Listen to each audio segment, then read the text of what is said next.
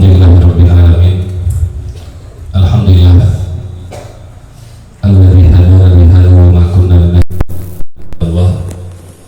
Asyhadu an la ilaha illallah wahdahu la syarika lah.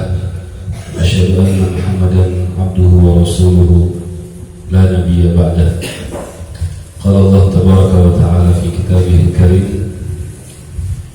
ya ayyuhalladzina amanu taqullaha wa qulu qawlan sadida yuslih lakum a'malakum wa yaghfir lakum dhunubakum wa may yuti'illaha wa rasulahu faqad faza fawzan 'azima. Wahai orang yang beriman, bertakwalah kalian kepada Allah dan ucapkanlah kalimat yang benar, yang dengan itu akan memperbaiki amalan kalian dan mengampuni dosa-dosa kalian. Maka barang siapa yang mentaati Allah dan Rasulnya, faqad faza fawzan 'azima, maka dia telah mendapatkan kemenangan yang besar. Alhamdulillah, kita bersyukur kepada Allah Subhanahu wa taala. Pada kesempatan di pagi hari ini Allah pertemukan kita di dalam sebuah majelis yang sangat mulia, di rumah di antara rumah-rumah Allah, di sebuah tempat. Di sini ada para thalabatul ilmi, para pelajar yang sedang berjihad di jalan Allah Subhanahu wa taala. Bagaimana bisa dikatakan jihad? Karena Rasulullah alaihi salatu wassalam, beliau pernah bersabda, barang siapa yang menempuh satu jalan dalam rangka untuk talabul ilmi, fahuwa fi sabilillahi hatta yarji'a, maka sungguh dia berada di jalan Allah fi sabilillah hatta yarji'a, sampai dia pulang ke rumahnya. Dan sungguh merupakan sebuah kehormatan dan kebanggaan ketika Mudirul Ma'had Al-Ustaz Arwi Hafidhullah memberikan kesempatan kepada kami untuk bisa hadir dalam majlis ini untuk berbagi, yaitu karunia di antara karunia Allah Subhanahu wa taala yang Allah titipkan kepada kami dari bentuk satu ataupun dua hadis, satu ataupun dua ayat dari Al-Quran Karim.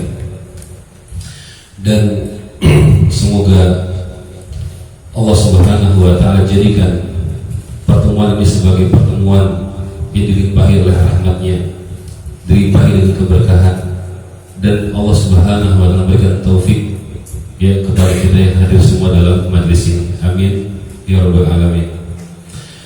Baik, ini Masya Allah melihat adik-adik ini yang sedang berada di pesantren yang sedang di pondok ini. Sekarang jam 5.24. Jadi insyaallah materi yang kita sampaikan tidak banyak, paling 10 atau 15 menit ya. Yang penting 5-10 menit atau 10 atau 15 menit ini bisa difahami, bisa disimak ya, bisa dimengerti. Jadi nggak perlu 1 jam, mau nggak 1 jam? Ada sekolah Ustaz sekarang? Sekolah ada kan? Mari. Oh, nggak, ada sana bisa ya? Ada.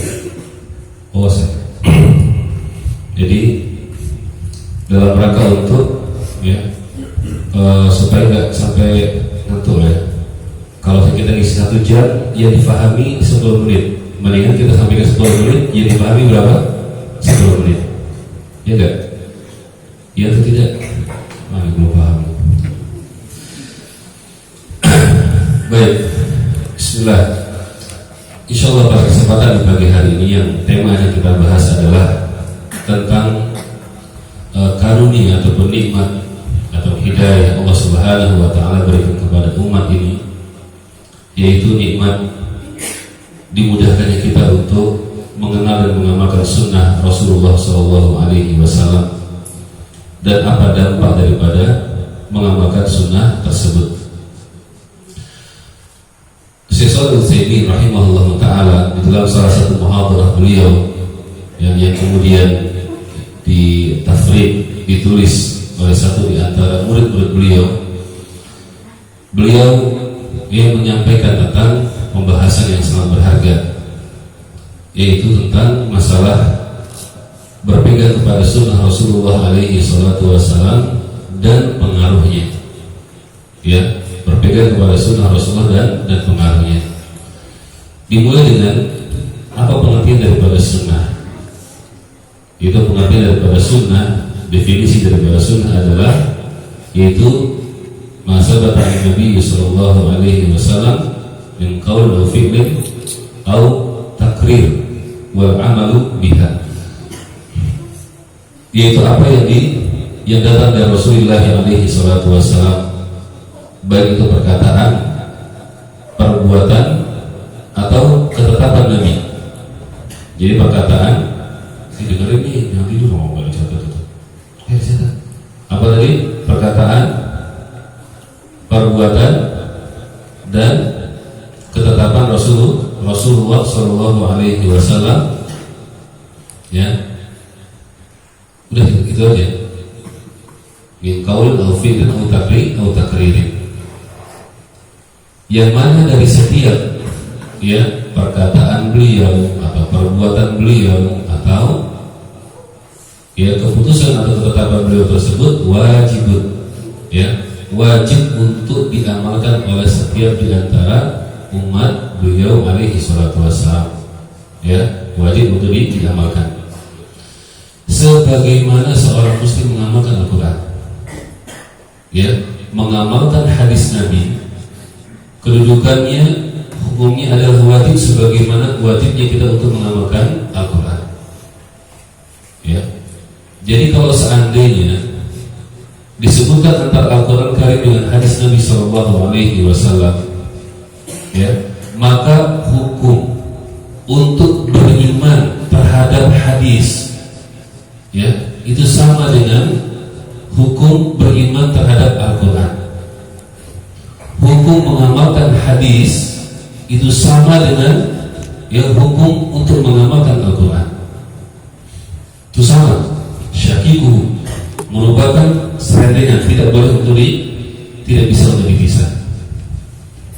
Adapun yang menjadikan Al-Quran itu lebih awal adalah kalau dilihat dari sisi keutamaan, ya, bahwa ini yang mengucapkan atau perkataan dalam Al-Quran adalah perkataan kalamullah. Ya, kalau Al-Quran adalah apa? Kalamullah, merupakan perkataan Allah Subhanahu wa taala. Kemudian dari sisi, ya, kalau dalam urutan, ya, maka Al-Quran harus didahulukan, baru kemudian hadis. Tapi dalam mengambil hukum, ya, di dalam mengimaninya, membenarkannya, maka sejajar. Harus setiap kaum muslimin memiliki ya kesepakatan, keyakinan, kepastian bahwa mengamalkan, mengimani hadis Nabi alaihi salatu wassalam sama sebagaimana mengamalkan Al-Quran. Paham sampai di sini? Ya. Jadi nggak boleh ada keraguan. Dan poin ini dalam rangka untuk memberikan bantahan kepada ada sebagian di antara manusia yang mengatakan bahwa saya hanya akan mengambil Al-Quran saja, saya nggak mau mengambil hadis. Saya hanya mengambil kalamullah, saya tidak mau mengambil dari hadis Nabi. Hadis Nabi bisa benar, bisa salah. Kalau Al-Quran pasti benar. Maka ya, kalimat, pernyataan, sikap yang seperti ini adalah merupakan sikap yang salah. Karena Allah Subhanahu wa taala memerintahkan kepada kaum muslimin untuk mengamalkan hadis Nabi sebagaimana yang kita mengamalkan Al-Quran Karim. Allah berfirman, "Wa ma ataakumur rasul fakhudhuhu wa ma nahakum anhu fantahu." Apa yang datang dari Nabi maka ambil, dan apa yang dilarang oleh Nabi maka tinggalkan. Ya. Termasuk ketika Allah Subhanahu wa taala berfirman, ya, ya ayyuhalladzina amanu atiiullaha wa atiiur rasul wa ulil amri minkum. Wahai orang-orang yang beriman, taatilah Allah dan taatilah Rasulnya dan para pemimpin atau penguasa di antara kalian. Di sini Allah Subhanahu wa taala mewajibkan kepada seluruh kaum muslimin untuk mentaati Allah, ya, mentaati Allah Subhanahu wa taala dan mentaati Rasulnya, ya, secara mutlak. Ya, secara mutlak. Dan para ulama memahami ini, mentafsirkan ayat ini bahwa ketaatan kepada Allah, ketaatan kepada Rasulullah, ya, itu sejajar dengan ketaatan kepada Allah Subhanahu wa taala. Sama kedudukannya. Karena Allah mengatakan di sini, atiullah, taatlah kepada Allah. Wa atiur Rasul, dan taatlah kepada Rasul. Dua-duanya ketaatan sebagai ketaatan yang mutlak.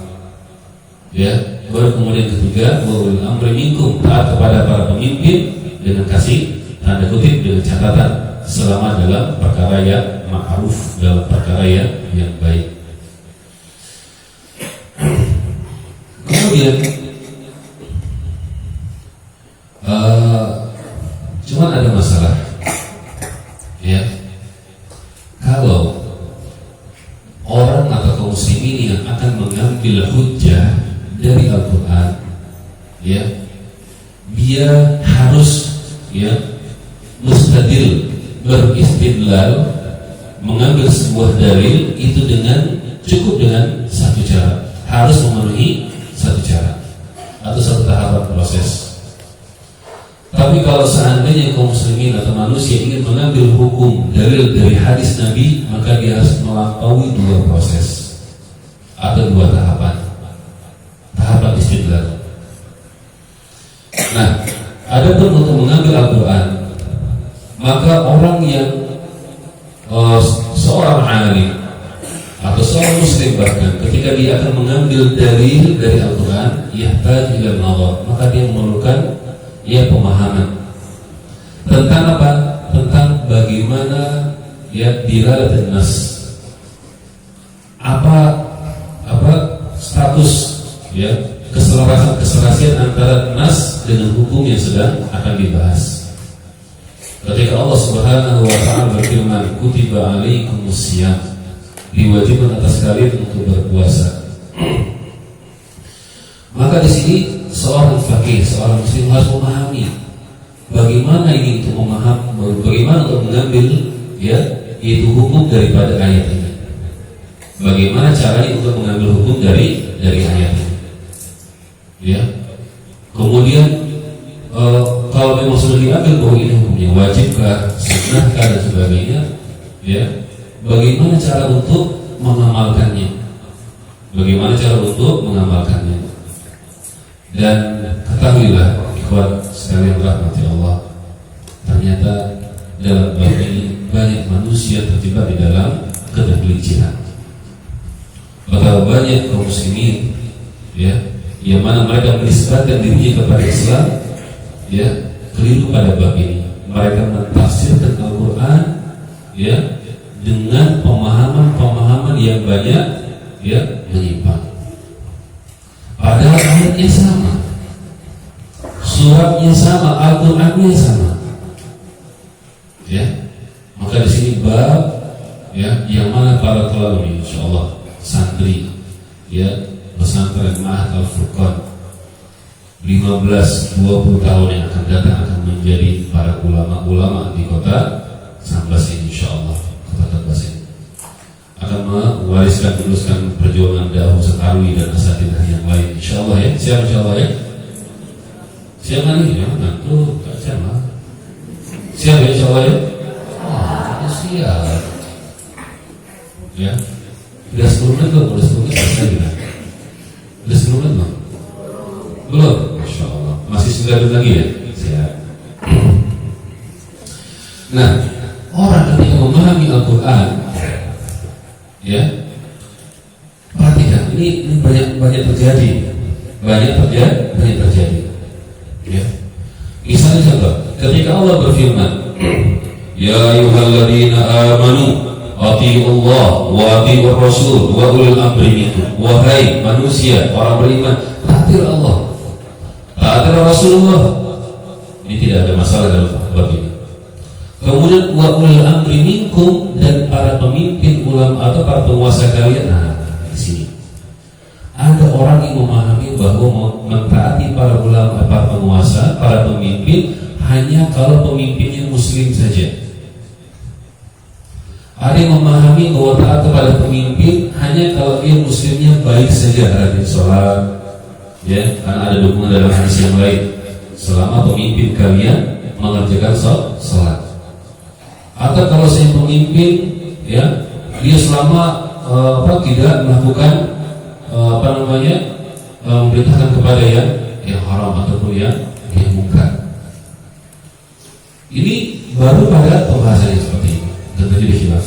Dan para ulama menyebutkan bahwa salah satu di antara yaitu barometer kita menghukumi, mensifati, memvonis ini masuk dalam kategori orang yang memiliki manhaj yang lurus atau menyimpang di antara pada bab ini. Kemudian contoh yang lain, ketika Allah Subhanahu wa taala berfirman, ya, wa aqimis sholata lidzikri, ya, maka dirikanlah sholat dalam rangka untuk apa? Mengingatku, kata Allah. Nah, ya, wa aqimis sholata lidzikri, dirikanlah sholat dalam rangka untuk mengingatku.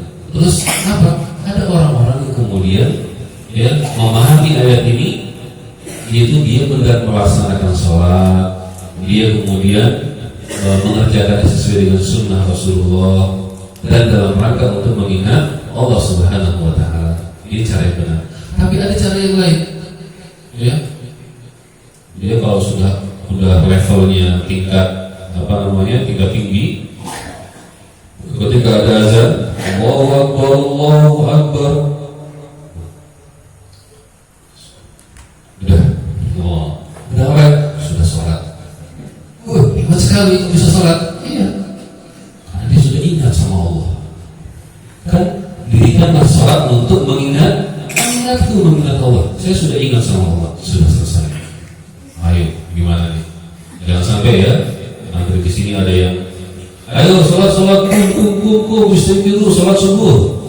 Biasa. Oh, udah selesai kan? Allah berfirman, Ustaz, udah pakai dalil ini kan Ustaz ini. Dirikanlah sholat dalam rangka untuk mengingatku, kata Allah. Aku sudah mengingat Allah, Ustaz. Jadi payah ini, Ustaz, hati-hati kalau ada santri yang berpikir seperti ini, langsung disembat aja, langsung dijewer aja. Ini bahaya. Ya. Payah kan kayak gitu kan? Ada nggak ayatnya? Ayatnya ada dalam Al-Quran. Tapi orang bisa memahaminya dengan pemahaman yang berbeda. Iya enggak? Contoh ketika Allah Subhanahu wa taala berfirman, ya, Allah mengatakan, wa'bud rabbaka hatta ya'tiyakal yaqin. Manusia, orang yang beriman, sembahlah Allah sampai datang keyakinan kepada kalian. Sampai datang apa? Keyakinan. Sembahlah Allah sampai datangnya keyakinan. Ini lagi nih. Bahkan kira-kira melenceng kemana nih? Udah sholat, saya sudah yakin, jadi tidak perlu sholat. Payah lagi ini kan?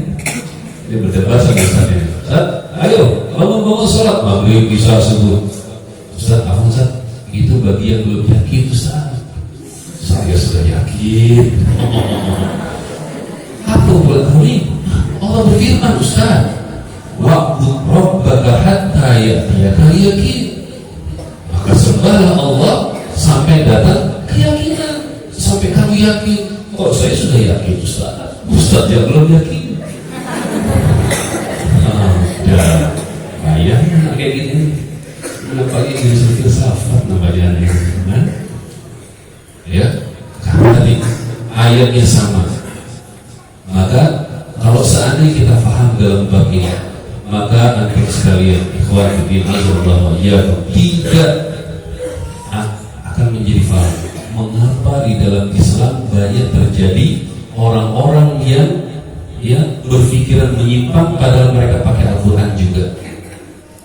Kenapa bisa ada orang yang mengadakan bom bunuh diri padahal pakai Al-Quran juga? Ya, ketika mereka hadis ke ayat juga ini, ya, Allah Subhanahu wa taala berfirman, waqtulul musyrikina haitsu wajadtumuhum. Maka bunuhlah orang-orang musyrikin dimanapun kalian temukan. pulang liburan kapan Ustaz? Kami mau jalan ke Singkawang. Ya, di sana banyak orang musyrikin. Wah, mengamalkan firman Allah Subhanahu wa taala. Bunuhlah orang musyrikin dimanapun kalian temukan. Coba. Hari liburan habis santrinya. Mana nih? Masuk penjara Ustaz. Mengapa kalian Al-Quran? Membunuh orang musyrik? Tidak. Orang Cina, orang musyrik, orang Buddha, orang ini, orang itu. Wah, ini lahan ini, ladang ini, apa air ini? Asap pedang ini, ya kan? Ya, hati-hati, ya. Jangan sampai belajarnya baru satu ayat langsung tamat. Udah bahaya. Ya, belajar itu dari bab 1 sampai bab terakhir. Jangan bab 1 langsung keluar dari pondok. Wah, ini macam pendekar turun gunung, ya. Lidah macam petir nyambar-nyambar. Ya, baik. Ini baru berapa menit kan? Udah. Baru 2 menit ya. Baik. Dan ini, ya, kenapa bisa terjadi seperti ini? Hasba imanihim wa uqulihim. Ya, semuanya terjadi dikarenakan sebab kualitas dasar iman mereka dan juga akal mereka.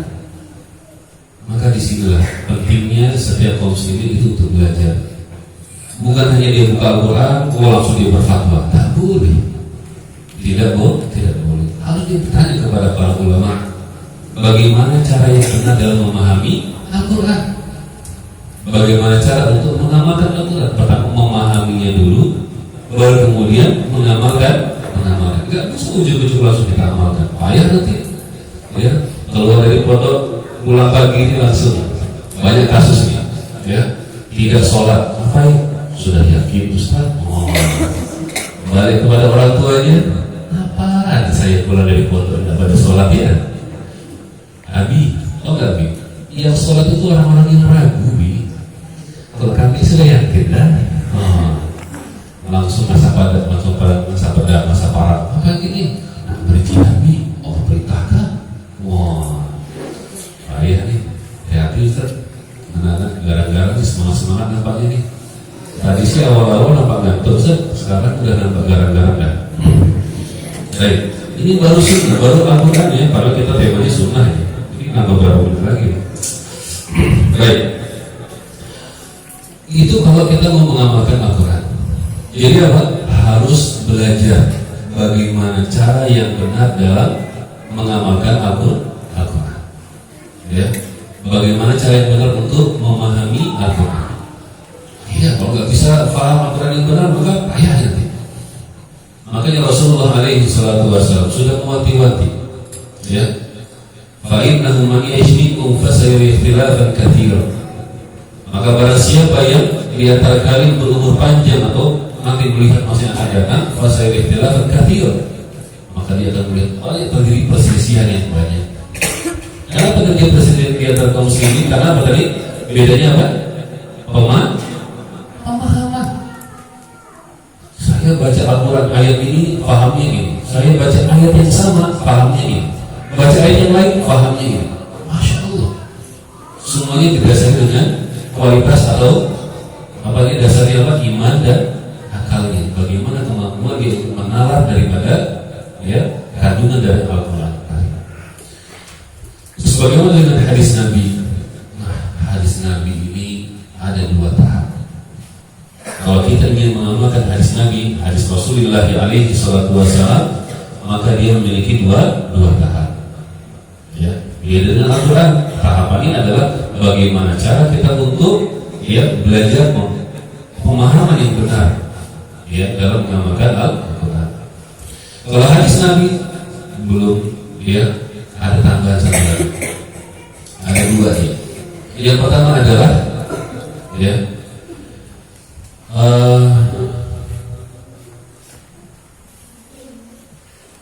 memperhatikan keabsahan daripada nas hadis Nabi tersebut. Ya.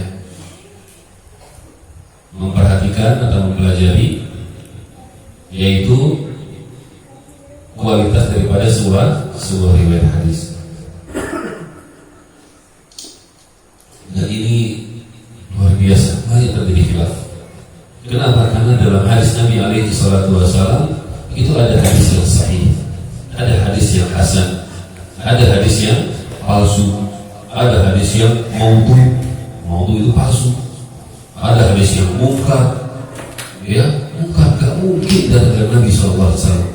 Ada hadis yang la asalah, tidak ada asal usul dari Nabi sallallahu alaihi wasallam. Contohnya ini kalau anak-anak soal kurang paham, yang paham itu dinas kebersihan, apa itu hadis? Katanya an-nadhafatu minal iman, kebersihan bagian daripada iman. Tidak ada ini hadis.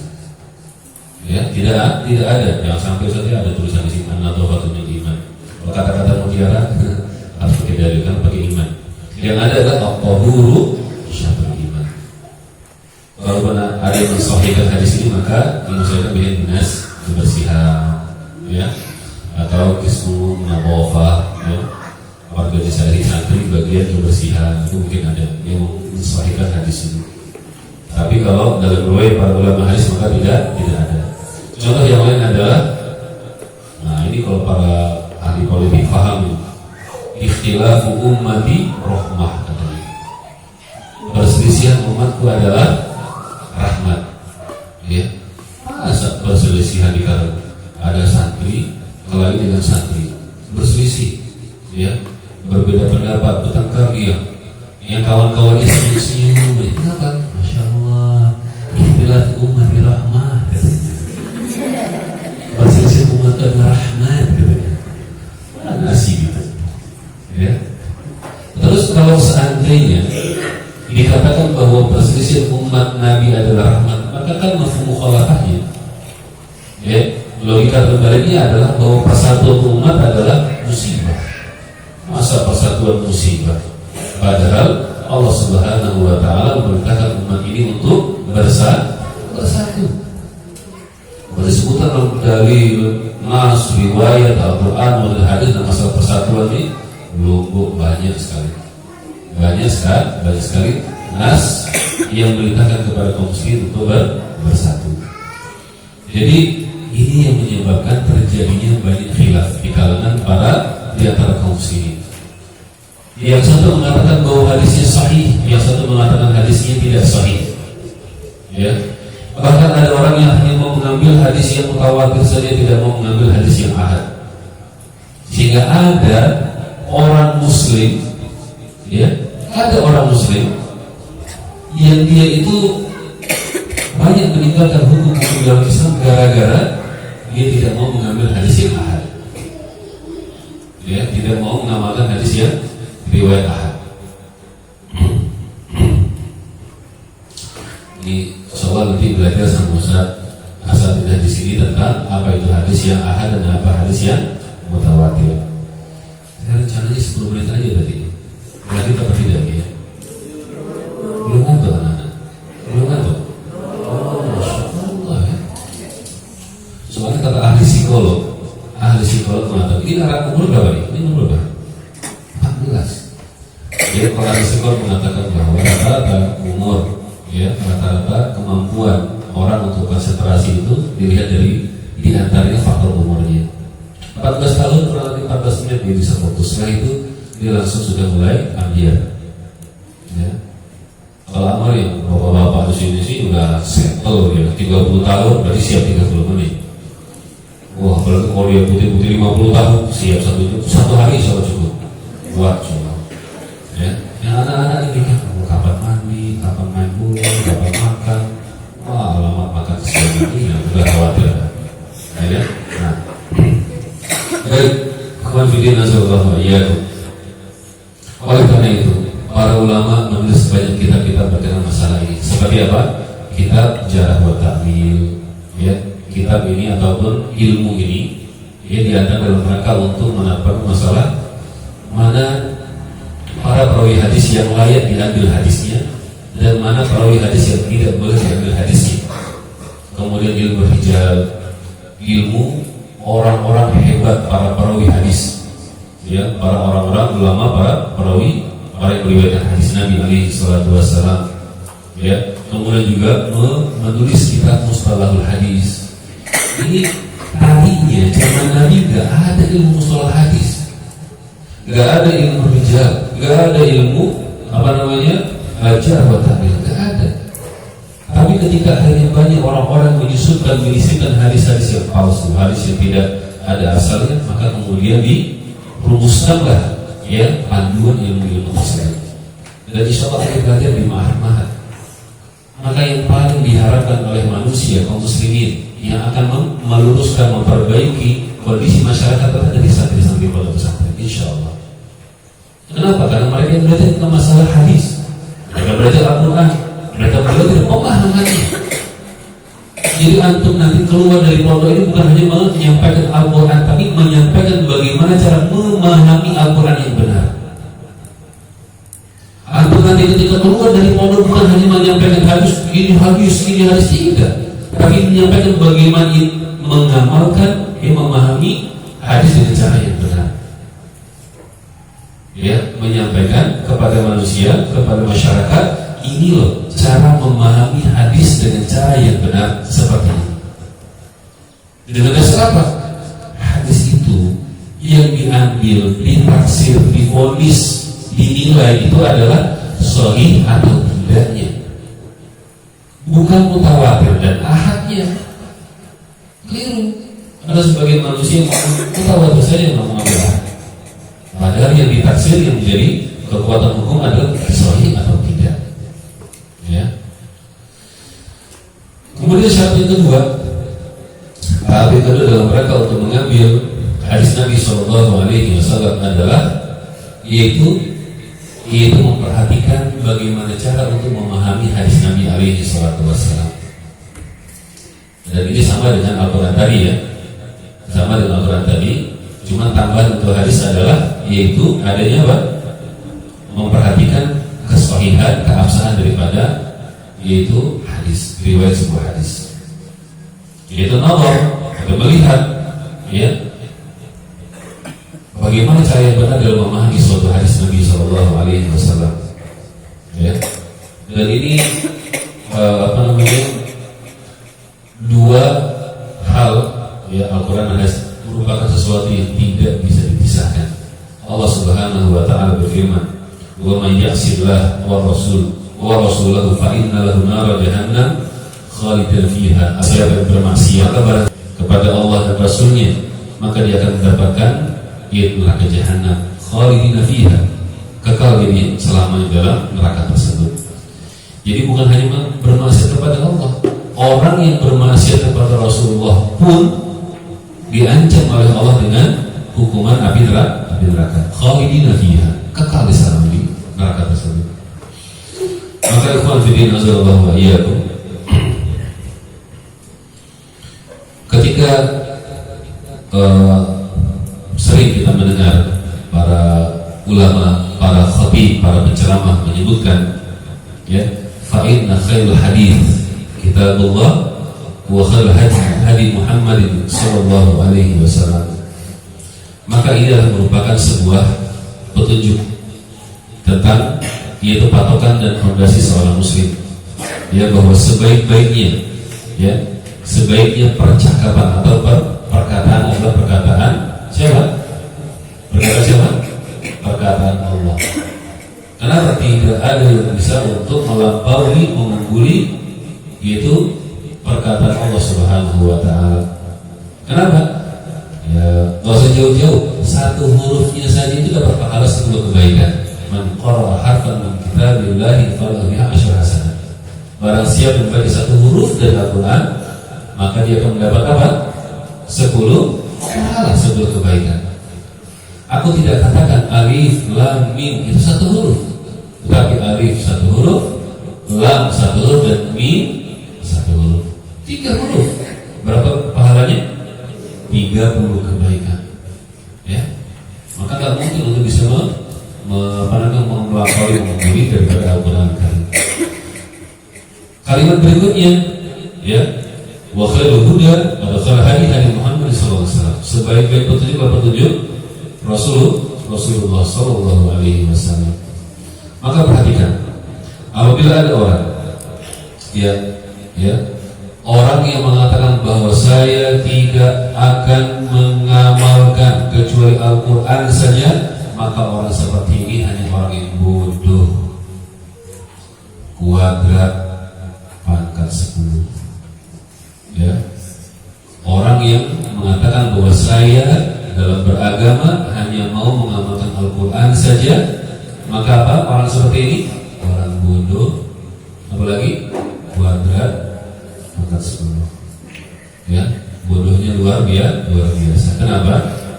Karena di dalam Al-Quran tadi Allah Subhanahu wa Ta'ala telah menyebutkan wa ma atakumur rasul fakhudhuh. Apa yang datang dari Rasulullah maka ambillah. Berarti di dalam Al-Quran, kalau ada orang yang mengatakan saya tidak mengambil hadis Nabi, padahal kecuali hanya Al-Quran saja. Saya hanya mau mengambil dalil dari Al-Quran saja, tidak mengambil dari hadis Nabi. Maka orang yang bodoh. Kenapa? Karena dalam Al-Quran saja Allah menyebutkan ambillah dari Rasulullah. Berarti Anda sedang tidak mengamalkan Al-Quran secara keseluruhan. Bahwa kalian sedang memilih-milih, mengambil apa yang senang dan tidak siap untuk mengambil mungkin apa yang tidak kita sesuai dengan perasaan kita. Baik, ikhwan fillah azza wa iyyakum. Pembahasan ini masih sangat panjang. Insyaallah kita akan lanjutkan pada kalau susah saya insyaallah ada banyak sekali ada beberapa muhadharah yang jam kajian bisa sampai sore atau mungkin sampai 2 hari insyaallah. Tapi kadang daripada panjang yang nyangkut hanya 10 menit, mendingan kita kajian ini berapa?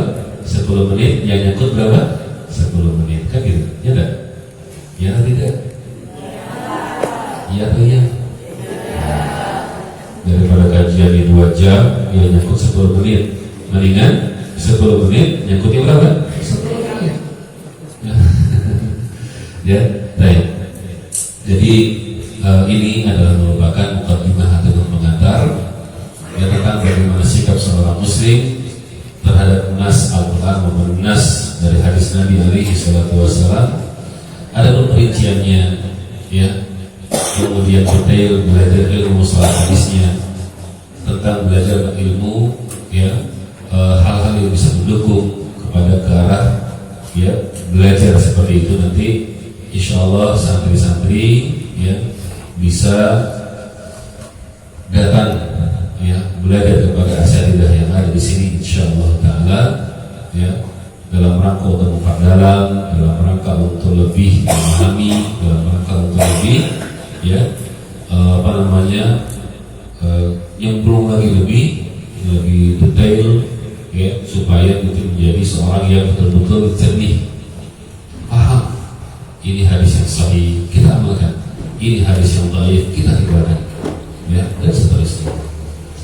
Mungkin ini yang bisa disampaikan, semoga yang kita bahas ini bisa bermanfaat, dan semoga Allah Subhanahu wa Ta'ala mengumpulkan kita pada hari ini dalam kondisi, dalam keadaan yang sangat baik, dalam keadaan iman, dan Allah Subhanahu wa Ta'ala matikan kita dalam beriman dan taufik, dan juga Allah Subhanahu wa Ta'ala kumpulkan kita nanti pada hari kiamat kelak dalam keadaan berbahagia, menerima kitab dari sisi yang sebelah kanan, dikumpulkan bersama para nabi dan para rasul, para syuhada, para siddiq, para salihin di hari kiamat kelak. Amin ya rabbal alamin.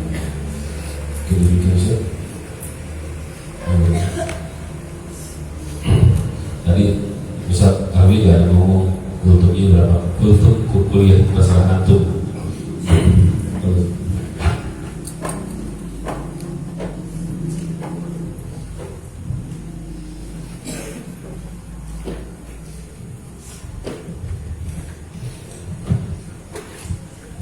Jazakallahu khairan katsiran kepada Ustaz yang telah menyampaikan materi kajian yang sangat bermanfaat.